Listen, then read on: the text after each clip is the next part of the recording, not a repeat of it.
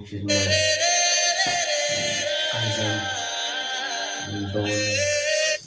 Everyone, welcome to my new video. आजको नयाँ भिडियोमा तपाईँलाई फेरि पनि स्वागत छ। र आज भिडियो सुरु गर्नु तपाईँले पहिले त मेरो च्यानल पहिलोपल्ट हुन्छ भने भिडियो लाइक गरेर च्यानल सब्स्क्राइब गर्न नभुल्नु होला। र आजको यस भिडियोमा चाहिँ मैले यस्तो खाली टिकटकमा एकदमै ट्रेन्डिङ चलिरहेको छ यस्तो खाली भिडियो इफेक्ट तपाईँले पनि कसरी बनाउन सक्नुहुन्छ भन्ने बारेमा सिकाउनु गएको छु। सबभन्दा पहिला तपाईँले चाहिँ यहाँनिर देख्न सक्नुहुन्छ यस्तो खाली भिडियो तपाईँको टिकटकमा अगाडि आयो भने ब्राउज फिचरमा आयो भने तपाईँले चाहिँ ब्राउजर फिचरमा आयो भने तपाईँले चाहिँ यहाँनिर साउन्ड अप्सन छ, यता साउन्ड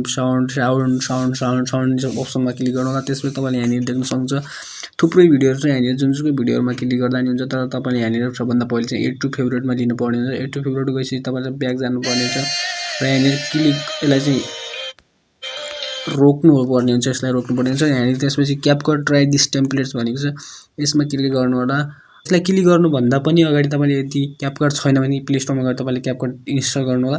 त्यसपछि तपाईँले यहाँनिर क्यापकट ट्राई दिस टेम्प्लेटमा क्लिक गर्नु होला। त्यसपछि युज टेम्प्लेट क्यापकटमा क्लिक गर्नु होला हैन। अनि त्यसपछि यति गरिसकेपछि तपाईँले यहाँनिर यस्तो खाली इन्टरफेस खुल्नेछ। त्यसपछि युज टेम्प्लेटमा क्लिक गर्नु होला। त्यसपछि युज टेम्प्लेटमा क्लिक गरेपछि यहाँ तपाईँले एउटा फोटो चुज गर्नुपर्ने हुन्छ। जस्तो कि मैले यो फोटो लिन्छु। सो प्रिभ्यू गर्छु। प्रिभ्यू गरेपछि देख्न सक्छ।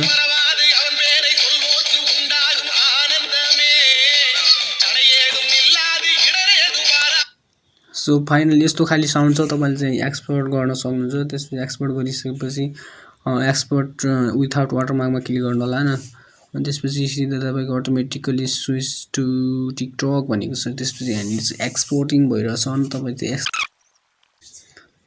सो फाइनली एक्सपोर्ट भएर अटोमेटिक टिकटकमा आउँछ तपाईँको चाहिँ।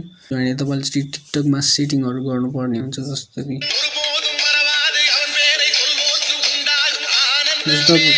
तपाईँले एक टु साउन्डमा जाने एक टु प्रब्लम गरे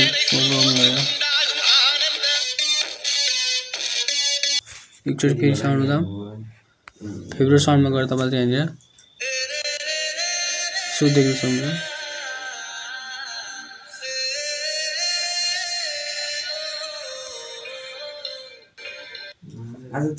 तपाईँले चाहिँ यहाँनिर यति सबै गरी यति मात्र गर्नुपर्ने हुन्छ। योभन्दा त्यति गाह्रो हुन्न। तपाईँले चाहिँ त्यसपछि भिडियो भएपछि नेक्स्ट गरौँला। नेक्स्ट भएपछि तपाईँले चाहिँ यहाँनिर क्यापकट ह्यासट्याग क्यापकट नै हुन्छ। त्यसपछि तपाईँले ह्यासट्याग तपाईँ चाहिँ के लगाउन सक्नुहुन्छ। जस्तै मैले चाहिँ एफओपी ह्यासट्याग गोबेन्दसाई ह्यासट्याग चारकोड मिक्सर एन्ड देन यति गरेपछि तपाईँले चाहिँ आफ्नो यहाँनिर सिलेक्ट ओभरमा गएर यहाँनिर यति नै लाउनु होला हैन। सेभ गरिदिनु होला। सेभ गरिसकेपछि देख्न सक्नुहुन्छ यहाँनिर फोटो अहिले थम्बनेल बदलिएको छ।